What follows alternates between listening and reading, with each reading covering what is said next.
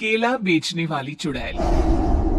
एक बार की बात है, जादूपुर नाम के एक गांव में करतब दिखाती एक औरत एक रेड्डी के लिए गांव में आती है।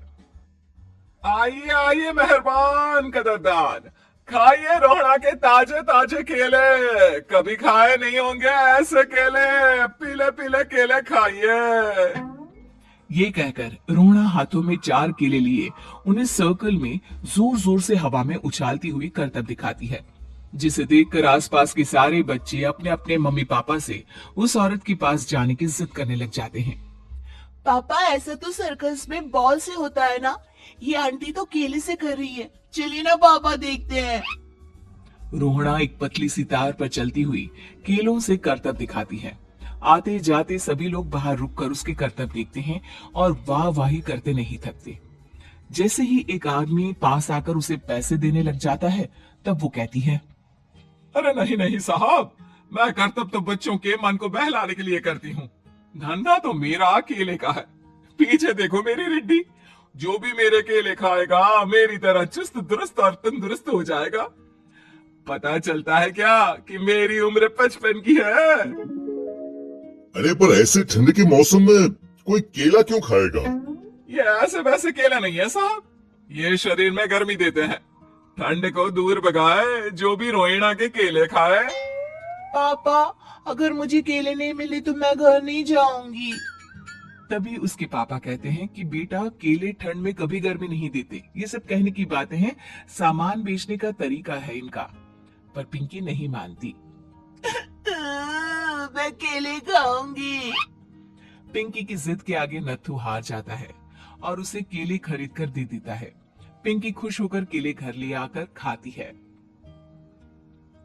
अब मैं भी करतब करूंगी, कितना मजा आएगा। जादुई केले। पिंकी पहला केला खत्म भी नहीं करती कि वो बेहोश हो जाती है। दूसरे केले से एक काला धुआं आता है और रोहड़ा चुड़ैल बनकर बाहर निकल आती है। मेरे भूतिया केले बच्चे न खाए, ऐसा हो ही नहीं सकता। जादूपुर वालों, कब तक बचोगे? आ गई हूं मैं रोहड़ा, जिसका कोई नहीं कर सकता सामना। रोहड़ा पिंकी को गोद में उठाकर काले धुएं में कहीं गायब हो जाती है। शाम के वक्त नत्थू घर लौटता है और पिंकी को घर में ना पाकर उसकी माँ से कहता है, माँ, माँ पिंकी कहाँ है? अरे बेटा, उसे तो तू सुबह करतब दिखाने ले गया था ना, फिर कहाँ वापस आए तुम दोनों? मुझे लगा तू उसे अपने साथ मंडी ले गया होगा। हे भगवान, मेरी बच्ची कहाँ गई? मैं उसे घर ही तो छोड़कर गया था माँ। नत्थू गांव के घर कोने में अपनी बेटी को ढूंढता है, पर उसे वो कहीं नहीं मिलती। परेशान होकर आखिर रो रो कर नत्थू हिम्मत हार कर घर लौट आता है। अगली सुबह रोहड़ा फिर से करतब दिखाने आती है और इस बार पिंकी की तरह रोनी केले खरीद लेता है। 50 रुपए दिए थे पापा ने, सारे पैसों की मैंने केले खरीद लिए हैं। अब मैं भी आंटी की तरह ही करतबबाज बन जाऊंगा। यही सोचते हुए रोनी केले खाता है और पहला अकेला केला आधा खत्म भी नहीं करता कि चुड़ैल उसके सामने आ जाती है। मेरे साथ चलने का समय आ गया है रोनी। ये तो बस शुरुआत है। अब इस गांव के सारे बच्चे धीरे धीरे मेरे कब्जे में होंगे। एक बच्चा भी नहीं बचेगा। ये कहकर रोनी को गोद में लेकर काले धुएं में अदृश्य हो जाती है। इसके बाद हर रोज गांव में से कोई ना कोई बच्चा गायब होता, पर ऐसा क्यों हो रहा है किसी को भी समझ में नहीं आ पा रहा था। रोज की तरह अपनी बेटी पिंकी की तलाश में नत्थू गांव के एक तालाब के पास बैठा रो रहा था। कहाँ गई मेरी पिंकी? शकुंतला के जाने के बाद एक वही तो मेरा सहारा थी। अरे उसकी आत्मा कोस रही होगी मुझे कि मैं अपनी बच्ची को संभाल भी नहीं पाया। नत्थू ये कहता हुआ रो ही रहा था कि तभी तालाब में से उसे शकुंतला की आवाज सुनाई देती है। कहाँ कहाँ कहाँ थी तुम शकुंतला? हमारी बच्ची और सारे गायब हुए बच्चे रोहड़ा के कब्जे में हैं। वो बच्चों को जो केले देती है उससे बच्चे बेहोश हो जाते हैं और उसके कब्जे में आ जाते हैं और वो उन्हें ले जाकर काली दुनिया में ले जाती है। पर वो ऐसा क्यों कर रही है?